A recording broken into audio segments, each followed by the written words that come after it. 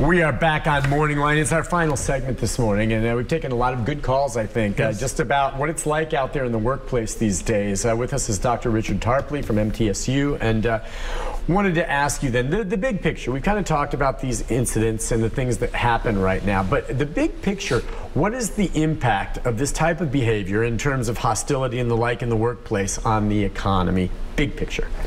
So big picture, you know, it's always hard to predict anything. So we see employees moving from one industry to another.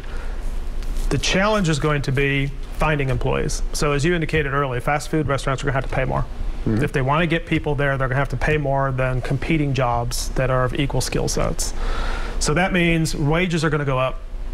Potentially prices go up because I have to raise my prices to pay the wages. So we already are dealing with inflation across the board.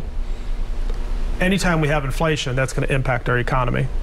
Right? We're going to have a harder time getting stuff. Our money's not going to be worth as much as it used to be, which is going to put more pressure on wages to go up. And then you throw into the mix the supply chain issues, which is really caused by the same problems, which is lack of labor. Right? We don't have enough people at the ports. It's great to say we're going to keep the ports open in Los Angeles and Long Beach for 24 hours. But if there's no one there to unload the boats? Even if we get them unloaded, there's no truck drivers to take their stuff anymore. Right? So we have, it's not something, I know the U.S. administration wants to think, well, I can fix this. The problem is the supply chain is worldwide connected. It's like a balloon. If I squeeze this, the balloon just inflates over here. So, okay, I'm going to get all the containers off the ships. I can't get them on trucks. If I got them on trucks, I can't get them to the stores to get unloaded. And then outside of all of that, China is having the same problem. They can't get their goods from the factories to the ships to get on containers. So it's across the board, across any country, really. So the supply chain wrinkle is not going to be fixed by keeping ports open. Somehow we got to figure out how do we get labor back and working. It all comes down to labor. And the reason, what's your take on why the labor is not there? I mean, as we've said, most of the unemployment benefits that many people were benefiting from, and in some cases making more than they were before, have gone away. So is it that it's just slow to come back? It's not like all of a sudden these employees just disappeared, the truck drivers that haul these goods and products. Where has it gone? And what will it, you know, what are they doing right now? And that's the fascinating part, because I don't know if anybody knows really what they're all doing. It's clear that a lot of people took the 12 to 18 months to reassess their situations. You know, do I want to be a truck driver? Do I want to work in a fast food restaurant, or do I want to work at a retail store?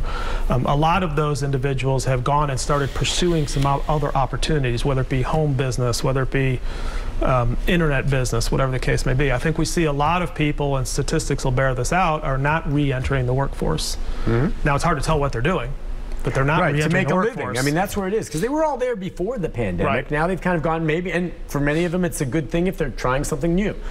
But I mean, they don't just vanish, and then if they're at home, and maybe a lot of people now working at home, starting their own businesses, everything online, but I don't know if they're making enough money to live on. I mean, will it come back? I mean, you assume it must. If not, we're going to just see a lot of businesses shutter, and things will lean out, and then slowly but surely maybe start building up again?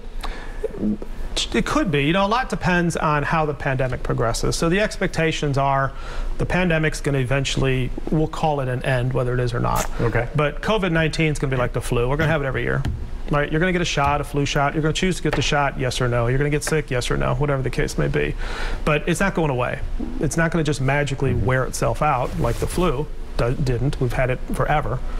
So when that gets the sense of a normalcy, the questions can become, are these folks going to decide to go back to work? I think we have a lot of families where there are two wage earners that have realized over the pandemic that they don't necessarily need two wage earners. Somebody's staying home now. They had to because their kids were out of school. There was no child care. They're all closed. So people have reassessed, hey, what can I live on? What do I need to live on? Do we really need to have two wage earners out there making money, or can we live on one, and therefore someone staying home? Because schools are still periodically closing. You still have to be prepared for the case of where you're not going to be able to send your child to school. And someone's going to have to take care of them. And we're still in that flux of the unknown. You're a professor, so you see the students every day. I'm just curious. You talk about the workforce. My son is about to graduate as well, depending on what field he'll go into. It may be in communications. But, I mean, is this a good time for students to be graduating? What do you see, and how do your students perceive this job market we're talking about?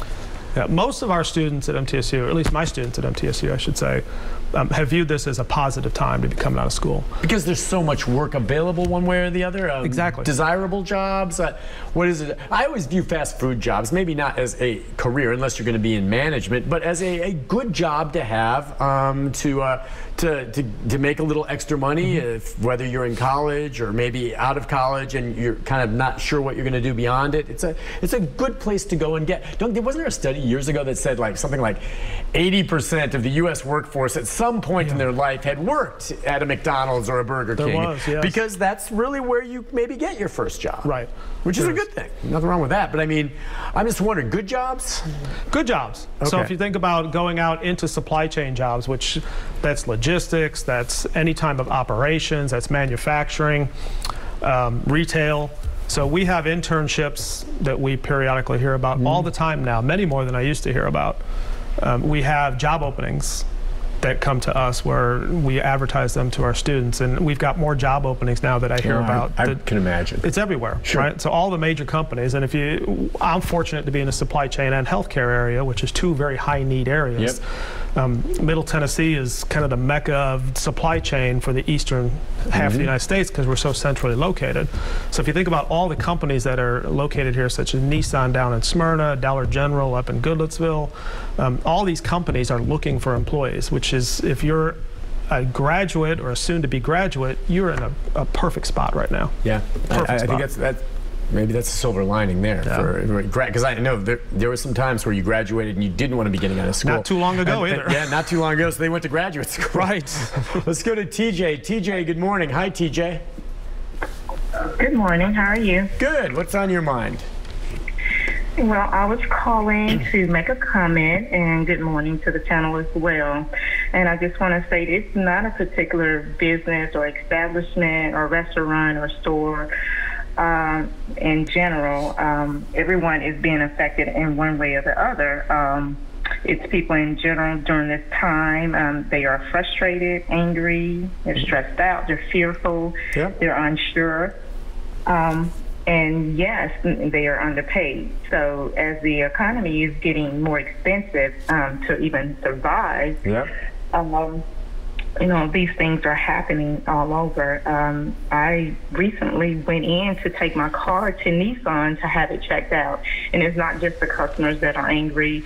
It was an intake representative that was very rude. So I feel that if these companies or businesses and higher-ups don't address really the disparity that's going on in this country, things are going to get worse. So hopefully, employers will recognize good employees that have really good work ethic, that they will reward them. And it's basically boiling down to people being paid, So that's my comment. She's dead on right. Don't want to talk too much about my son. As I said, he works at Taco Bell over there in Knoxville, but they recognize him as being a good employee, and the dude gets bonuses. Right. They pay him and they appreciate it. They don't want to lose him because he treats everyone with respect, and even though there's some hot heads, he gets through it, but they recognize that and they reward him. And that's what should happen to everyone that behaves that way. And if you're a lousy employee, you should get canned. Exactly. Well, that's true. It's getting harder and harder to do that these days. Yeah, obviously. These days I know employers probably just kind of putting up with whatever they have in that situation sometimes because they can't afford to lose them, even if they have an employee they know is not really giving it their all. Yeah, and that touches on an area we haven't really talked about, which is the potential for organized labor now. What a opportunity for organized labor to organize employees, because you have a lot of dissatisfied employees right now. They tried to organize the warehouse down in Alabama, Amazon warehouse, failed. It was close.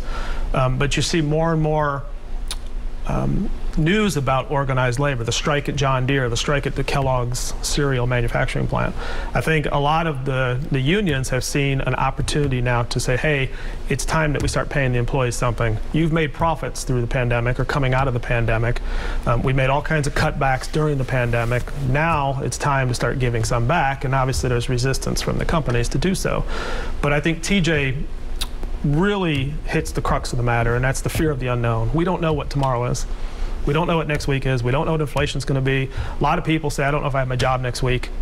If we go back into the into the COVID-19 situation. I might lose my job again. So I think it all comes back down to that stress on consumers, right, and how people handle stress, which is historically not good. I'm really glad you mentioned that about unions. And again, Tennessee is not, I would say, a union-friendly state. It's a right-to-work state, but I mean, you never know. I mean, we have automakers here, and UAW and the like. You know, I mean, there can be that, but I mean, it is an opening. Unions are cyclical. There was a time unions ruled this country, and it was a good thing. And there was a time that they got too much power, frankly, and then all of a sudden it's pushed back. And in some states like here, they're viewed as a dirty word, maybe. My belief is that unions in certain situations can be a good thing, and others not so much. But you really think this may be an opportunity based on the work environment out there that unions can see, all right, if these workers get together again, we can demand at least living wages. I think so, and I think the main criteria for a union is dissatisfied employees. Right. If you have happy employees throughout the building, you're not going to be able to unionize those employees. Right. But if they're not happy, you've got an avenue in to convince them that you can make them happy. Whether you can or can't doesn't matter. You just have to convince them that you can make them happy, and they'll vote for the union. So I think there's a big opportunity, and then you put on top of that the current U.S. administration is very union-friendly. Let's face it.